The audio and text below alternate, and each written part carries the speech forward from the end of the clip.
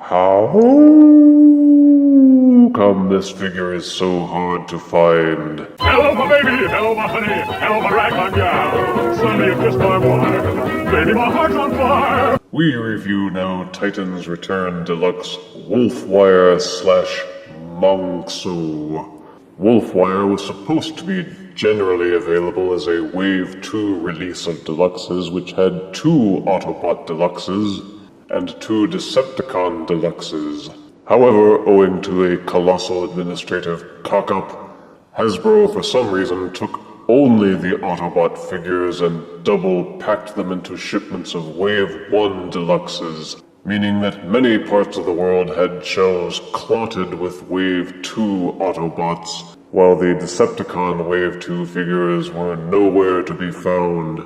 Jerk move, Hasbro. To add insult to injury, they called it a revisionist wave. A pathetic dodge to make it sound like they were correcting some kind of idiotic mistake rather than causing one. And so Wolfwire and his wave-mate Mindwipe remain extremely difficult to find and thus more expensive online. Anywho, the box at least is normal for Titans Return Deluxes with the character art on front and on the side panel. The figure is displayed prominently within, and on the back are photos of the figure in both modes along with diagrams of how to interact with the Titan Master figures. Mini adverts are off to the side for other figures, and up top is the multilingual bio, which reads, "The Decepticons unite with Titan Master partners to power up for battle. Monxo gives Wolfwire the power to rewind time in short bursts, but it drains his energy to dangerously low levels," which actually sounds like it's pretty cool. My box got pretty hashed in shipping, but we're going to rip it to shreds anyway to get the figure out. So let us do so and review the figure within. Wolfwire comes with the obligatory instruction booklet. He also comes with this rather large weapon cannon accessory, this collectible trading card with tech specs, and finally the Titan Master head figurine. Titan Master Monxo features a 360-degree rotating miniature head, which will also tilt and waggle slightly in a very limited ball socket. The arms will flip upwards and also tilt slightly in and out. The hips will swing upwards, and it will also bend down at the knees. To transform Monxo into Wolfwire's head, simply turn the figure upside down, fold the legs until they are lying flush against the robot's chest, and you have his head. The head has a blue back with a white front and a very noticeable red face. My one gripe is that he has silly robot lips. And here is Wolfwire out of box and in his beast mode. Beast formers have always been tough to figure. They do transform, so they qualify as transformers, but their alt modes hardly qualify as disguises. They just offer different ways to function. But as cybernetic yellow wolves go, Wolfwire at least looks awesome. The color scheme is a combination of deep blue, lemon yellow, and off-white with some silver highlights, and some red in the neck insets, the cockpit windows, and in the wolf tail. As with most Titans Return Deluxes, there's plenty of detail in the sculpting. There are hardly any sections that are plain or smooth, so there is plenty of dimension to the figure. And the color breaks along the arms and legs nicely enhance the effect. The apparent scoring on the silver claws on the front and back feet apparently was done on purpose to convey the impression that Wolfwire uses his claws to slash through enemy armor plating. The underbelly sports an opening hatch, through which Titan Master Monxo can also be inserted and stored if you prefer to do it that way. And there is yet another hatch on the back, with a corresponding cavity into which the Monxo Titan Master figure can also be inserted and stored. The gaps in the body are large enough to fit 2 Titan Master figures if you don't mind them having to squeeze together rather uncomfortably. The cannon accessory can be plugged into either one of these holes on the forelegs, and they carried along the silly sidecar gimmick by having a cavity in the cannon into which the Titan Master figure can be seated. You may also plug the gun into the rear sections of the legs, and this peg on the top will allow you to plug the cannon into the underbelly as well. The thing is, Wolfwire just doesn't really look like a wolf. It has the vestigial features of wolfishness, and yes, I know it's unrealistic to expect a realistic wolf appearance out of a transforming robot wolf, but the head has an almost piggish-like snout. The ears are too stubby, and only the claws are really animalistic. Yes, it looks cool, and yes, it's a heck of a lot better than the Generation 1 figure's alt mode, but it just feels like they might have done a little more to enwolfinate Wolfwire. As the alt mode is a beast, it has its own articulation as well. The wolf/pig head has opening and closing jaws containing translucent red teeth. The head will rotate 360 degrees, and it will also waggle a little from side to side. You can make him look upward by unpegging the head from its transformation joint for some howling at the moon poses. The forearms are ball-socketed for full rotation and some splaying until these shoulder pads bump into the robot body. There is upper forearm rotation, as well as hinged elbows that will rotate 180 degrees forwards and backwards. The paws are ball-socketed. With patience, you can tilt and swivel the front paws to make sure the figure stays level depending on how the forearms are posed. The rear waist will rotate slightly, but this butt flap gets in the way, so you can only rotate it about 30 degrees left and right. You can rotate the tail so that it's curving up or down, or to either side. It will not tilt up or down.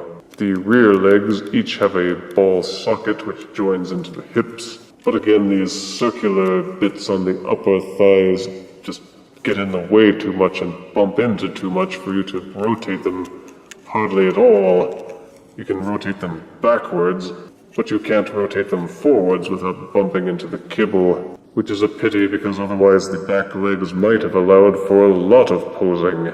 As it is, these yellow sections pop loose too easily from their hinges and interfere too much with the leg articulation. The hind leg has a upper hinge and a midsection which is hinged and ball-socketed. The rear paw is also ball-socketed, but will only rotate and budge very slightly in its socket. So you can see how many poses you might get in wolf mode if only the rear legs would cooperate. You can free up a little more motion by popping the thigh sections loose and swiveling them down, but it isn't by much and it seems to cause as many problems as it solves. The Wolfwire figure would have benefited greatly by the ability to extend these rear leg sections outwards to give them enough clearance to get past this section here. Alas, the saddest words of all, if only. Wolfwire is almost a flip former, but with the Titan's Return line they have made some advances. To transform him to robot mode, first start by removing the sword accessory from his butt. Take the front legs and rotate the paws backwards at the mid-bicep. Then use the ball sockets on the paws to tuck the paws up against the forearms. Rotate the elbows so that it is more arm-like. There are panels on the forearms which open up. You may then rotate out the robot fists Reclose the forearm panels to hide the ugly gaps. They will click and lock into place. Open up the rear panel of the wolf. This gray section and this yellow section are separate and tabbed into place in these grooves. Pull it loose from the tabs and accordion the gray section inwards. You will see another set of tabs up near the front of the yellow section. Make sure that they are locked in place there. Reclose the back panel, then rotate the wolf head backwards and peg the ears into these two holes. These troublesome yellow sections to the forelegs will unpeg. They will rotate forwards and downwards and click and lock into place over the double-jointed sections of the forelegs near the paws. Unfold the feet from the inside of the robot rear paws. Then use the ball sockets on the paws to rotate the feet so that the yellow sections are pointed forwards to become more properly robotic. The last step is to take Monxo, the Titan Master robot head, and plug it into the standard socket atop the robot body. And here is Wolfwire as a robot instead of a wolf. When you take a robot monster and turn it into a monster robot, your opinions may be limited. You can still see bits of the wolf in this mode, especially if you turn him around. But from the front, Wolfwire still looks good.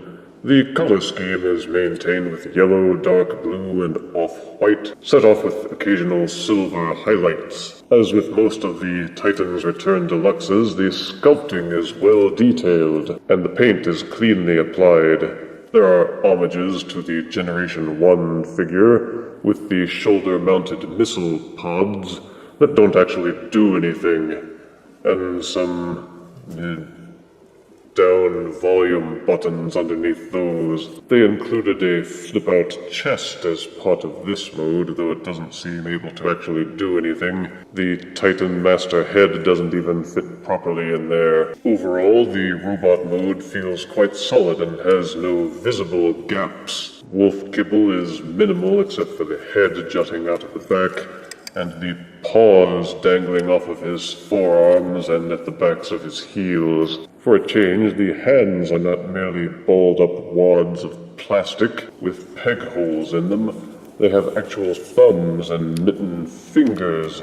Despite them being open hands, they still hold the gun and sword accessories firmly. The weapons will also peg into these holes on the sides of the shoulders. This also allows you to sidecar the Monxo head in a similarly goofy manner as Trigger Happy by seating the Titan Master into the cubbyhole in the gun and plugging it into the shoulders. For articulation, the Monxo head will rotate a full 360 degrees. It will also waggle slightly in its socket for some expressive head tilts. You can pop the head off and on to enact various robot zombie apocalypses. The shoulders are ball-socketed, and the ball-socket rod is fairly long, with a hollow gap around it, so they will rotate fully in their sockets as well as splay in and out to an impressive degree, until the splaying is of course obstructed by this shoulder kibble. There is a lower bicep swivel, and the elbows will bend almost 180 degrees forwards and backwards. The hands and wrists have no articulation beyond the transformation rotation, which is locked out once these forearm panels have been closed. There is waist rotation, however that rotation is limited by this butt flap. It gets in the way and only allows a little over 30 degrees of total motion left and right. The hips are ball-socketed and will allow a full range of rotation forwards and backwards again until you hit that annoying butt flap. They will splay outwards 90 degrees and also have a lower thigh rotation. Thankfully, the wolf leg hinges also mean that the knees will bend backwards a full 90 degrees. And finally, the feet will both rotate and tilt slightly on their ball-socketed joints. So if you really want to, you can have the wolf paws facing forward for the robot mode as well to wreck the illusion of his robotiness. So the Wolfwire figure has all the articulation that has come to be expected from the Titan's Return line, and he will support a great number of poses with little to no fussing. For size comparison, here is Titan's Return Deluxe Wolfwire next to Marvel Legends Jack-O-Lantern. Here is Titan's Return Deluxe Wolfwire next to Hunt for the Decepticons Deluxe Lockdown. And here is Titan's Return Deluxe Wolfwire next to Alt Mode's Megatron. It's anybody's guess as to why they didn't put these figures out in stores on schedule. Wolfwire shows that it wasn't just the Wave 1 figures that got some proper attention. Positive aspects include excellent robot and wolf modes, each with strong articulation and posability.